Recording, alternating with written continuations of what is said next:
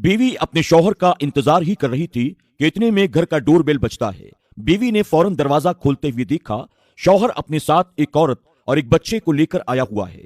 जब बीवी ने दूसरी औरत को देखा तो थोड़ी देर के लिए वो चौंक गई और पूछा, जैद, ये औरत कौन है? जैद ने अपनी बीवी को जवाब न दिया और उस बच्चे और औरत को साथ लेकर घर में दाखिल हो गया। शौहर अपने वालिद को बुलाने लगा। जब उसके वालिद आए तो पूछा, बेटा क्या बात है? जैद ने कहा, देखो अब्बू जान, मैं किसे लेकर आया हूं। जैद ने कहा, अब्बू जान, ये मेरी छोटी बीवी है और ये मेरा बेटा है और आपका पोता है। ये सब सुनकर जैद की पहली बीवी जुलेखा अपने शौहर के करीब आई और कहने लगी, ये सब तुम क्या कह रहे हो? मुझे कुछ भी समझ में नहीं आ रहा है। ये मेरी बीवी समीना है और ये मेरा बेटा आसिफ है। जुलेखा ने पूछा, तुमने शादी कब की और मुझे इसके बारे में बताया क्यों नहीं? जैद ने कहा, हमारी शादी को 7 साल का अरसा गुजर चुका है। अगर मैं तुम लोगों को ये बताता तो तुम लोग क्या मुझे ये शादी करने देते? और मेरे पास दूसरी शादी करने के अलावा कोई और रास्ता भी नहीं था, क्योंकि तुम एक बांझ औरत हो। तुम्हें कभी कोई बच्चा नहीं हो सकता और मैं बिना बच्चों के नहीं रह सकता। मुझे अपनी नस्ल को आगे बढ़ाना है। ये सुनने के बाद जुलेखा को कुछ भी समझ में नहीं आ रहा था कि आखिर वो क्या जवाब दे।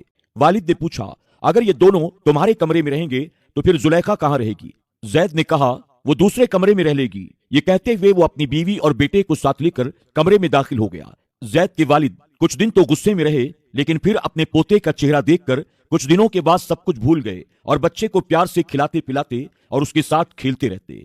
ये सब देखकर जुलेखा को अकेलापन महसूस होने लगा और वो पूरी पूरी रात अपने बिस्तर पर लेटकर रोती रहती।